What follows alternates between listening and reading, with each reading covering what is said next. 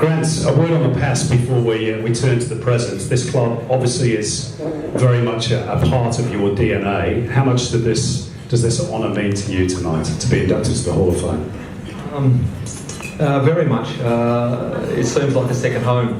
Sydney Olympic, I spent 8 seasons here as a player, and during that period of time we had a lot of success and played with a lot of very good footballers, and had a very good time, and then of course returned back for the last 5 years as a coach at the club too. So in some ways it feels like a second home to me. Pick out a favourite memory for us, player or coach, playing with some of these guys over on that table there, or something in the coaching realm, or a funny story. You can give us one of those. It won't go outside this room. Yeah, probably.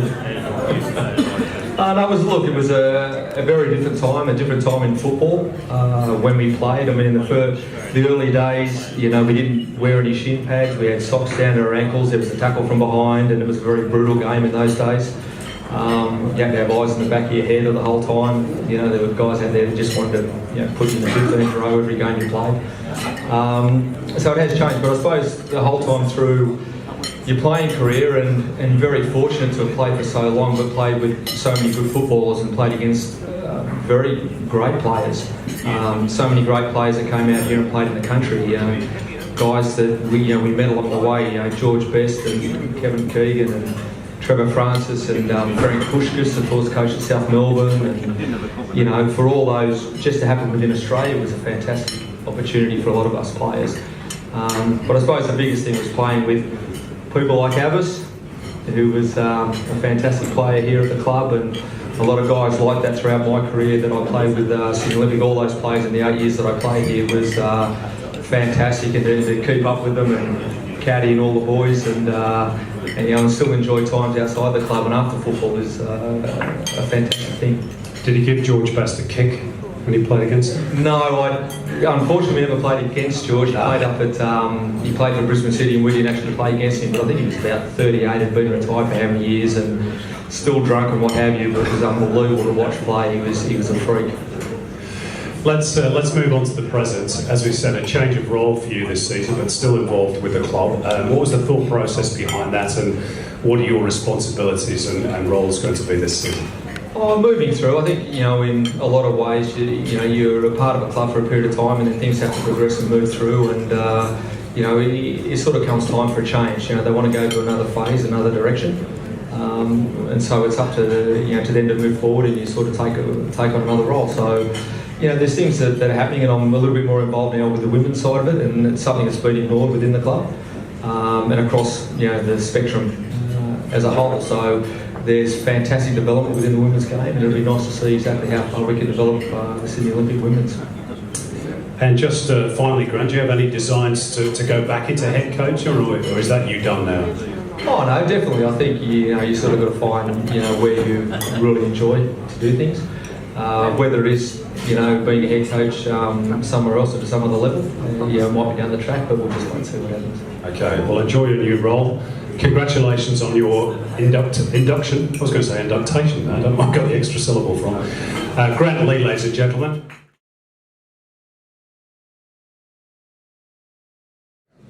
Abbas, I'll ask you the same question first up that I asked Grant. You had so many great moments at Sydney Olympic, and a life that I think it's probably fair to say it's had a few ups and downs. Is this where you had some of your best memories? Yeah, absolutely. I started as a 13-year-old. I went through all the way to 13s, 14s, 15s, 16s with Sydney Olympic. And then at that time, there's no 18s. I think from 16 we went up to under 20s or first grade.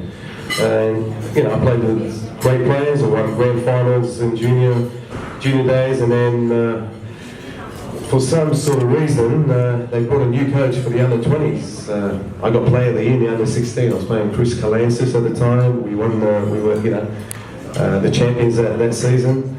But they brought some, I can't remember his name, some European coach who just wanted players about your height, maybe even bigger. He told me I was too small. so I had to find another club. So I went to Sydney City and met my friend here. So we started well, I got signed up the first training session. Actually, I went to Sydney City by the late Eddie Thompson, and in 16 and a half, before I was 17, I was playing first grade with Grant Lee, with Frank Farina, John Cosmina. It was a wonderful team. You know, they were the best team in Australia.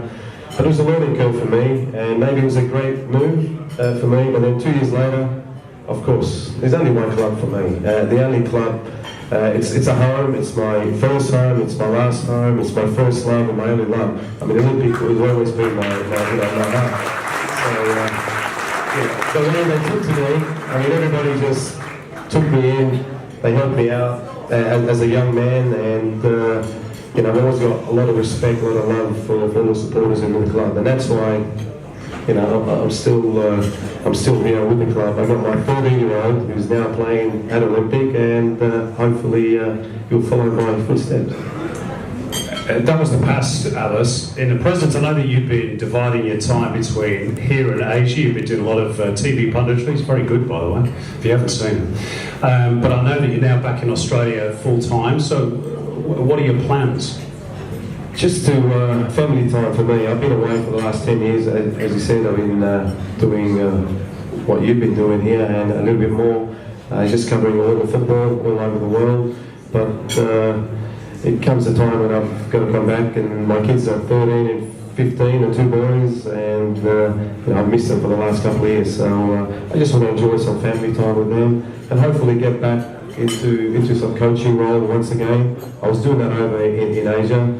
On a part-time basis, of course, with my TV work, but just to get back, and hopefully one day I'll continue to come back at the club. I mean, I've coached here before, so I wouldn't mind doing that, but not on a senior level. I'll be honest with you. If I'm going to do anything, it'll have to be to do with the football development of the kids, because I think for me that's the most important thing. Okay. Well, Bill. And John, Abbas is available for coaching if required. Where's the contract? Just finally, Abbas, when you think back to that 1990 grand final winning team, it was a team full of stars. I know you can't always compare the two eras, but let's do it just for argument's sake. If that team was playing today, let's say in the A-League, how would they go? We'll be champions. I thought that might be the answer. Seriously, we'll be champions. Look, first and foremost, we were best friends. We were best friends. The whole team. There were some hardships during 1990. I think 4 or 5 months we didn't get paid. No. It's nothing to do with money. It just shows you what it really meant to us. Well, no, but I mean, if it had anything to do with money, I think players would have walked away from the club. But everybody loved the club. Everybody believed in the club. Everybody knew what was going on at the time. So we got together and we said, you know what, we're going to do it. We do it for ourselves. We do it for our fans. We had the most amazing fans. I mean, we were getting 15,000 full house in Juric Stadium. Nobody was getting that. I mean, it's like now I'm getting 50 or 60,000. That's how the atmosphere was. So we did it we wanted to do it as a group for our friends. I think we knew it was going to be the last time for most of us. I mean, I headed straight overseas, straight after the grand final. We won it on Sunday. Monday morning I was on a flight to Asia to play, and a lot of the other players went elsewhere. But it was an amazing team, a group of players. There was very good players from our goalkeeper Gary Meyer, right up to the front, who played up front, right up myself, Alice Edwards, Gary Phillips, Robbie Ironside. But you look at the defence that we had, Simon. I say that we probably would be champions, but we had David Barrett, Gary Meyer, Andrew Burnell, Tony Dacos, and Robin Hooker. That was our back five. It's not a back five. You tell me today who can defend or we're going to goalkeeper like those five. You mentioned most of the names there. You left one out. You sat on that table over there. I think you better say the name. Caddy, we played against him. Obviously, Caddy was on the mark. Caddy signed that grand final. Correct, Caddy? And believe it or not, I think we won before. It was Bertie Mariani didn't start him from the start. Correct? So I played with wonderful players. Peter Catholis was one of my idols growing up. I'll be honest with you. I was only a kid and Peter was strutting his stuff. Played with Chris Calancis. We came up all the way through the juniors with Chris. Young Stevie Chillis here was a couple of years younger than us. I played a young grade. Peter Sekenis coming up into the team. There's some wonderful players here. Peter Ruskopoulos, another really good friend and a fabulous player. But the Sydney City, I think, is where I hone my trade with players like Grant Lee, the Cosminas. There's some very, very good players, all Australian internationals, and it was a great way for me to learn my football. And we enjoyed watching you play. Abbas, Saad.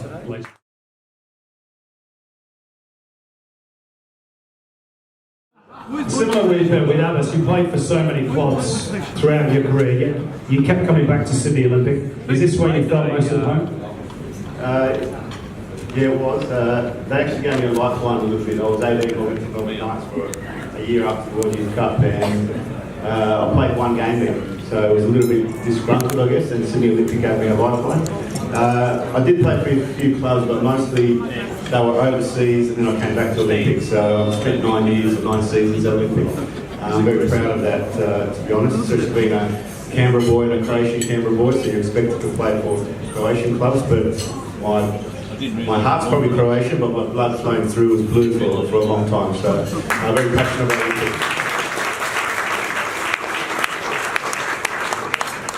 Ante, you've been involved with the women's game for quite some time now. Women's sports is very much the big topic around the nation at the moment. We've seen the start of the AFL Women's League, the Big Bash Women's League. The W League, our senior competition, seems to not fare too well in terms of publicity by contrast. Are we as a sport competing well enough, not just for the athletes, but on behalf of the athletes? I don't know if I can say this. I don't think. Please do. Yeah, I don't think we're giving them enough respect, and by that I mean, I was involved in national teams as well at FFA, so we might have been given 2 or 3 camps, yet the young Socceroos get 10. So that's what I mean by disrespect. The money that's put into A-League compared to the W League, again, I think it's disrespect. Opportunities have increased, but again, really it's from that to that. It's probably not fair. Hopefully it changes. Hopefully by seeing the AFL and what they've done in 1 year, that's showing respect to the girls. It's all a little bit, probably 20 years too late, but at least it's something. And hopefully Australian football jumps on that and actually tries to do a bit more rather than just words. Final question, and I'd like all 3 guys to take on this, if you wouldn't mind as well. Ante, you were involved with the Socceroos in particular in 2002, and I think it's fair to say, and this is no slight against you personally, but the game was probably at a pretty low ebb then. Certainly the international team was. The NSL was sort of on the way out, the A-League wasn't here yet, and it seems to me, I don't know if you agree, that maybe as a sport we're at a similar crossroads at the moment. It certainly feels like that. Are we heading in the right direction? If not, why not? And what do we have to do? There's a nice curveball question to finish, isn't it? I'm positive about it. It's from where we were as a league, even though I think I agree with these guys, and maybe it's because we're getting a little bit older, I think the football may have been better when we were playing, but there's probably reasons for that. I think the youth development's been hit hard with the A-League, where it was non-existent for a while, so the results probably show that. But in terms of everything else, I think it's a lot better. You've got media, you've got TV, you've got opportunities in Asia, so in that stance, I think it's excellent. So I said something to someone, even though we played in front of 40,000 for the grand final, to see that or go to games watching Wanderers, I'm actually proud of that, because we rarely got the crowds like that. So it's a big change in terms of that. I'd love to be playing right now for those reasons. However, in saying that, there are improvements. You need to expand, you need to evolve, you need to get better. You can't stand still, especially when China, talking about Vietnam and teams like that, countries like that are improving, and they're improving and putting money into the game. So we need to improve, but I don't think it's as bad as what we sometimes say. Guys, anything to add to that? I'll tell you a story. When I went over to Asia, I came back, when I used to come back and forth, I went on SBS on the ball with Les Murray, and he asked me what was Asian football like. It was this funny thing. I'm glad this has come up. And I said, you know what, technically they're 3 times better than us. Maybe physically we are beaten them, but in the long run, it's much, much better. And I think a lot of people laughed at me. They all laughed at me. I've gone up there to play in Asia, thinking that Asian football was like, C division here or 3rd division. So look who's laughing now. And the Asians are laughing at us. You look at Cambodia's beaten our under 17s and 19s. Vietnam's beaten us. Thailand has beaten us. And you wonder why. I can tell you why. Because the way they're taking the game forward the right way. We are not taking the game forward. I mean, we are playing competitions. I mean, I just got back from Asia. Watching my son, he's telling me there's no points, there's no grand finals.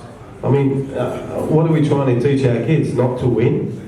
Are we just to play 4-3-3 formation and look good, forget about winning? Well, we're not winning. We haven't made a World Cup for the last 10 years in our junior level. We used to make it every year. Even in my time, we made it. I'm sure Ante's made, McGrath Lee's made. We used to make it all the time. Now we're not even, I think, in the top 6 in the Asian junior teams. So there you go. So there's something's wrong, obviously, with the development part here, and it needs to be addressed. Grant's final words from you, if you have one. Thanks, Simon. That's it's a very hard one. I mean, it was very different times in the old days. From when I first started, our development was a lot of overseas players. There was a very heavy influx of the British players. But also South American and what have you. So at a very early age, signed a first pro contract at 16, 17, and my whole senior team were ex-pros. They were all Ireland, English, Scottish, they were Brazilian, they were the guys that taught me how to play. There were so many senior players who played at a higher level overseas that taught me how to play. It wasn't the coaching, it was actually playing against these players because they told you what to do, where to go, and that was my development. Nowadays, you look at our leagues over here, and those players don't exist anymore. Those imported players that taught you how to play don't exist. So now it falls on your youth development. Have we got our youth development right? I think the stats are there at the moment. I think the last 10, 15 years we've gone into a lull. Our AIS system, during its halcyon days from when I first started in 81, 83 onwards until the end of its inception before we changed over. The players they produced, and to be honest, you could probably regard it as being the best youth development system in the world. I would say that at the time. Because we had to fight against every other code in the country. We had to get the players, so you had rugby league, rugby union, swimming, tennis, squash, whatever, because we produced good athletes. So we had to take players who, from everywhere else, and teach them how to play national football. And the systems we taught them and how to play, and we taught them every system in the world how to play.